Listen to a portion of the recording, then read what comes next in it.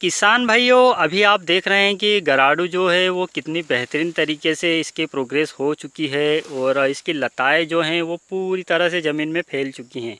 आप जिधर देखेंगे इसकी लताएं ही नज़र आएंगी और उसके अलावा आपको कुछ भी नज़र नहीं आएगा।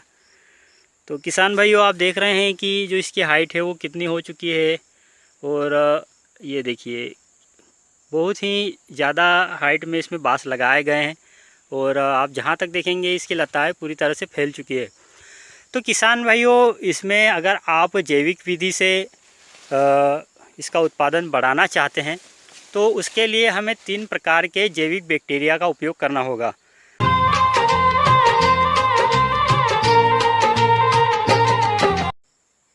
किसान भाइयों नमस्कार, मैं हूं आपका दोस्त राकेश। आप देख रहे हैं एग्रीकल्चर स्टार यूट्यूब चैनल और अभी हम जो खड़े हैं वो गराडू के खेत में खड़े हैं और आप देख रहे हैं कि कितना बेहतरीन तरीके से इसमें जो है अभी गराडू की पत्तियां जो बेले हैं इसकी आप इधर भी देख सकते हैं कि आप देख रहे हैं कि कितनी बेहतरीन तरीके से इसकी हाइट कितनी हो चुकी है और इसकी लताएँ जो हैं वो कहाँ तक पहुँच चुकी है।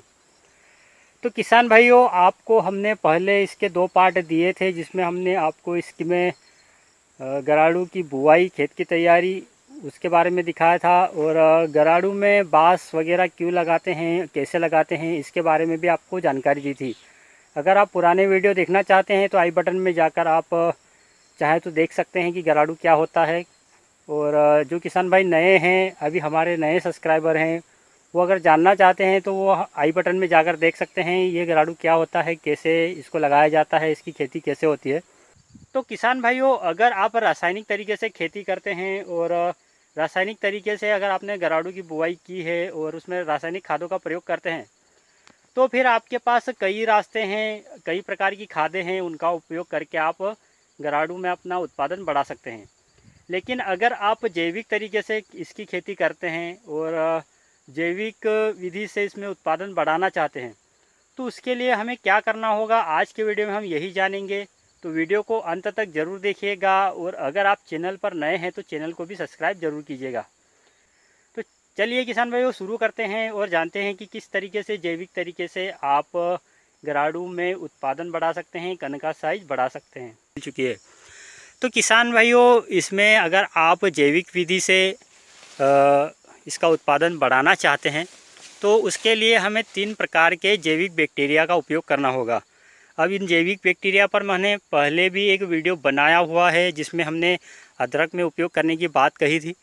तो अगर आप गराडू की खेती में इसका यूज़ करना चाहते हैं तो कर सकते हैं। तो अभी हमने इसका कंद निकाल के देखा है कि किस प्रकार से इसका कंद जो है वो बन चुका है। तो जब हमने इसमें इस कंद की कटाई करके इसमें 4 छोटे छोटे पीस बना लिए थे और उसकी बुआई की थी और उन्हीं पीसों में से अब ये कंद बढ़ने लगा है। तो इस प्रकार से ये गराडू है और ये है रतलामी पीली वाली गराडू और इसमें एक देसी गराडू आता है, उसके बारे में भी हम आपको बताएंगे। तो ये जो गराडू है इसका साइज़ हमें बढ़ाना है, इसके लिए हम 3 प्रकार के बैक्टीरिया का उपयोग करेंगे। तो सबसे पहले हम उपयोग करेंगे पीएसबी का, पीएसबी यानी फास्फोरस जनित बैक्टीरिया का। और दूसरे नंबर पर उपयोग कर सकते हैं केएसबी यानी पोटास जनित बैक्टीरिया का, पोटास के बैक्टीरिया का। और तीसरे नंबर पर उपयोग करते हैं जिंक के बैक्टीरिया का, ZNSB का। तो जिंक के बैक्टीरिया का भी आप इसमें उपयोग कर सकते हैं। अब इन बैक्टीरिया का उपयोग हमें कैसे करना है, आपको मैंने पहले भी बताया था कि आप मार्केट से लाकर इनको ड्रिप के अंदर चला सकते हैं। तो अगर आप इनको मल्टीप्लाई करके यूज़ करना चाहते हैं तो मल्टीप्लाई करके भी यूज़ कर सकते हैं। अब मल्टीप्लाई करने की विधि भी हमने आपको पहले वीडियो में बताई थी। आप एक ड्रम लीजिए, ड्रम में इन 200 लीटर पानी लीजिए, उसमें इनको डालिए और गुड़ डाल दीजिए, जिससे ये जीवाणु मल्टीप्लाई हो जाएंगे, यानी 1 के 10, 10 के 100 और 100 के 1000। और उस प्रकार से अगर आप इसमें उपयोग करते हैं तो आपको जो है काफ़ी अच्छा उत्पादन मिलेगा और जो जीवाणु की संख्या है वो बहुत ज़्यादा मात्रा में बढ़ जाएगी और आपको काफ़ी अच्छे तरीके से जो फ़ायदा है वो मिलेगा। तो आप इन 3 प्रकार के खादों का प्रयोग कर सकते हैं, पीएसबी, केएसबी और ZNSB का। और आप देख रहे हैं कि इसमें ड्रिप से ही पूरी खेती हो रही है और बेड पर ही लगाया गया है। आपको तो किसान भाइयों आपको पीएसबी केएसबी का घोल बना लेना है एक ड्रम के अंदर, और फिर उसको समय समय पर करीब 2 से 3 बार इस फसल में चलाना है। जैसे कि ये 6 महीने की फसल है, तो इसमें अगर आप 2 बार प्रयोग कर लेते हैं, 2 या 3 बार, तो आपको काफ़ी अच्छा रिजल्ट मिल जाएगा। तो आप एक ड्रम में उन बैक्टीरिया का घोल बना ले और पंप की सहायता से, इलेक्ट्रॉनिक पंप की सहायता से या फिर सेंचुरी की सहायता से आप पूरे खेत में एक साथ ड्रिप की सहायता से चला सकते हैं। और नंबर 2 पर हम बात करेंगे वेस्ट डीकम्पोज़र की। अगर आप वेस्ट डीकम्पोज़र के बारे में जानते हैं तो ठीक है, और आगे आने वाले वीडियो में हम उसके बारे में भी डिटेल से जानकारी देंगे। तो आप वेस्ट डीकम्पोज़र का भी घोल कर सकते हैं, मात्र 20 रुपये के खर्चे में आप इसका उत्पादन बढ़ा सकते हैं। वेस्ट डीकम्पोज़र आपको लाना है और उसको एक ड्रम में मल्टीप्लाई कर लेना है, जैसा कि आप पीएसबी केएसबी को करेंगे, और फिर आपको ड्रिप के अंदर इसको 2 से 3 बार छोड़ देना है। तो यह थी उसके उत्पादन की बढ़ाने की विधि, और ये विधि पूर्ण जैविक तरीके से थी। तो आप जैविक तरीके से इस प्रकार से इसमें उत्पादन बढ़ा सकते हैं। और इसी के साथ साथ इसमें अभी आपको पत्तों पर कुछ इस प्रकार के छिद्र दिख रहे हैं, और ये देखिए कुछ इस प्रकार से छेद दिख रहे हैं, लेकिन आपको इसमें सुंडी कहीं नहीं नज़र आएगी।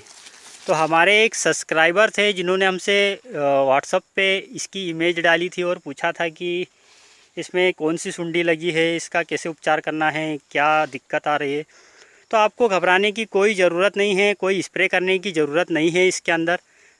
ये एक कॉमन सी बात है और इससे कुछ फ़र्क नहीं पड़ने वाला, क्योंकि आप देख रहे हैं कि गराड़ू के जो पत्ते हैं वो कितनी ज़्यादा संख्या में हैं। अगर कुछ छिद्र हो भी जाते हैं तो उतना इस पर फ़र्क नहीं पड़ेगा।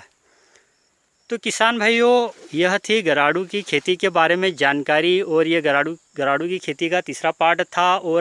और अगले वीडियो में हम आपको इसकी हार्वेस्टिंग दिखाएंगे, और हार्वेस्टिंग के साथ साथ मार्केट में क्या रेट में बिक रहा है, कैसे इसको खुदाई होती है, कैसे इसको पैक करके बेचा जाता है, इसके बारे में भी जानकारी देंगे। तो किसान भाइयों, अभी आपने देखा कि किस प्रकार से गराड़ू का कंद है, और इसमें हमने ये भी जाना कि जैविक तरीके से अगर आप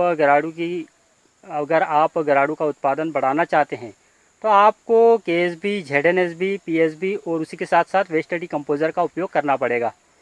अब वेस्ट डीकम्पोज़र का काम क्या है कि वो ज़मीन को बिल्कुल भुरभुरी बना देगा, और भुरभुरी जैसे ही ज़मीन बनेगी तो उसमें आपको जो फल है, जो गराड़ू का फल होता है, वो अपने आप ही डेवलप हो जाएगा, बड़ा हो जाएगा, उसका साइज़ बड़ा हो जाएगा।